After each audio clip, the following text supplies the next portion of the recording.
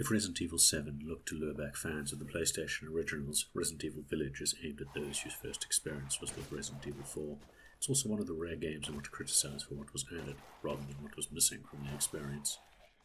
Set 3 years after the Baker incident, Ethan, Mia, and their 6-month-old baby Rosemary have been relocated to a safe house in rural Europe by Chris Redfield. After barely 10 minutes, in which you experience a snippet of their seemingly idyllic life, everything goes to hell. Ethan finds himself trudging through a snowstorm, only to emerge at the titular village and discovers Rose has been kidnapped by Mother Miranda, leader of the isolated community. You then spend the next 8 to 10 hours exploring, shooting, and puzzling your way through the domains of her 4 lords in an attempt to expose Mother Miranda and save Rose. It's a great setup that gives you several sub-villains to defeat, each found in distinctive locations, with unique enemies and a specific gameplay focus. Unfortunately, the overall experience can feel inconsistent. When it comes to the plot, no Resident Evil game has had a truly compelling or complex story. They've always been reliant on cliched archetypes and nefarious corporations. However, their narratives usually have good pacing.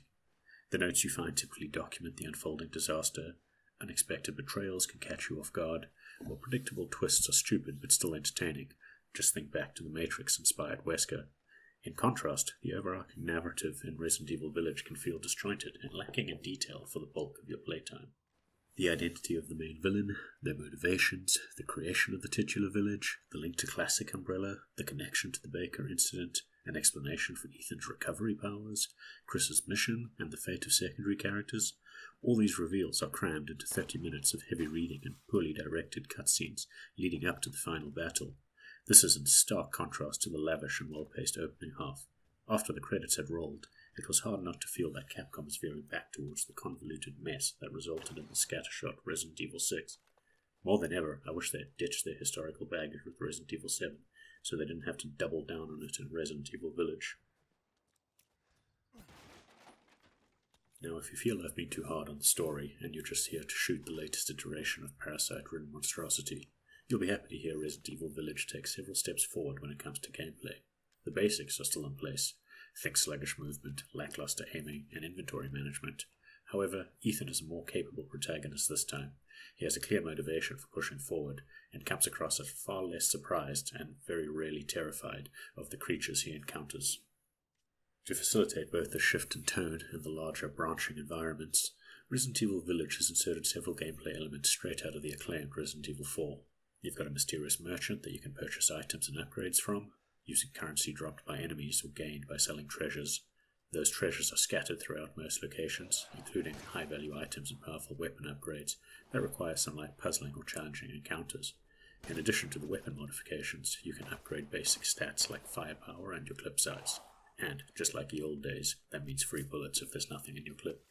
The return of these gamey elements makes for a far more entertaining minute-to-minute experience. There's now plenty of reason to scour every location, and they give you a little more agency in how you play. Those upgrade choices, either for your weapons or cooking recipes that permanently buff Ethan, allow you to focus on your preferred loadout and combat style.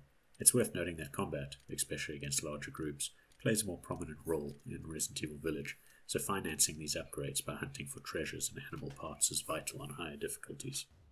Once in combat, things settle into a familiar routine. Unlike the molded enemies in Resident Evil 7, there is both a far greater number and variety of foes, most of whom are nimbler than Ethan. Basic combat doesn't deviate too far from the prior game. Headshots for humanoid enemies, check. Shooting obvious weak spots on mutated beasts, check. Segments in which you're stalked by an unkillable monster, check.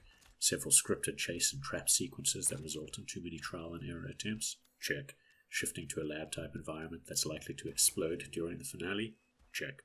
What keeps things fresh is the unique environments and enemies you'll encounter as you traverse each of the Lord's domains. Lady Dimitrescu and her daughters are the most fleshed out, with their convoluted castle and stalking sequences feeling most like classic Resident Evil games.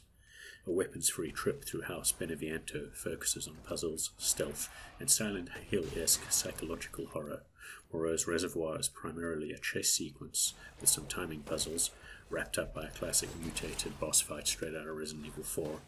Heisenberg is the rebellious sibling and battling through his grungy factory, taking on highly lethal biomechanical monstrosities with tiny weak points, had me thinking of the evil within.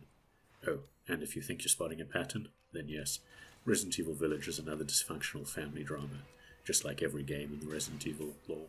When it comes to the finale, Resident Evil Village follows the time-honored tradition of going off the rails in a series of gameplay sequences that are as spectacular as they are stupid.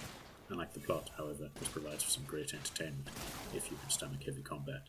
It's just unfortunate that not all locations and villains feel as though they receive the same attention. House Beneviento is fantastic, and Moreau's Reservoir is fun enough, but their brief and their presence as lords is barely discussed. There's also a tedious gauntlet you must tackle before you can enter the final act, which pushes the scrappy group combat to the forefront. And personally, in the first-person RE Engine games, I still feel their best when you're tackling one or two tougher foes, managing your movement, blocking blows, and finding the right moment to fire. All these sequences just feel like they were added in to pad out the experience late in development.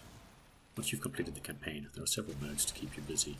The points-based store allows you to unlock new gear, think new weapons and infinite ammo for quicker or harder runs. The Village of Shadow difficulty adds a few unexpected enemies and turns them all into hard-hitting bullet sponges, though sadly does not change your route or shuffle item placement. The Mercenaries mode returns with some new roguelike elements. Think random perks you can unlock during a run, and a shopkeeper to visit between stages.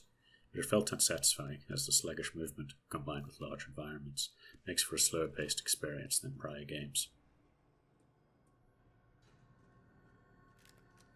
What never failed to impress me was the presentation, in terms of the art direction, soundscape, and technical performance. Environments are stunning, atmospherically lit, and extremely detailed, both in terms of geometry and textures, making them feel like real places despite their gothic fantasy inspiration. Much like Resident Evil 7, any ambient music is subdued so that the groans, creaks, footsteps, and distant screeches keep you on edge. The writing and voice acting are equally impressive at first, though it becomes increasingly overwrought and ham-fisted in the second half. The game runs brilliantly, with both the Series X and Series S providing high resolutions and stable 60 frames per second when ray tracing is disabled. Unfortunately, the Series S is hit particularly hard when enabling ray tracing, whereas the Xbox Series X only has rare heavy dips in select scenes. It's not unplayable for Series S owners, but the impact of ray tracing is relatively minor in most scenes, so I'd recommend you disable it for the performance. Wrapping up, Resident Evil Village does far more right than wrong and had me hooked from beginning to end. However, it can't escape its narrative baggage and that lingering sensation some areas receive more polish than others. It's still a fantastic sequel that enhances every gameplay element and provides incredible variety across its relatively short length.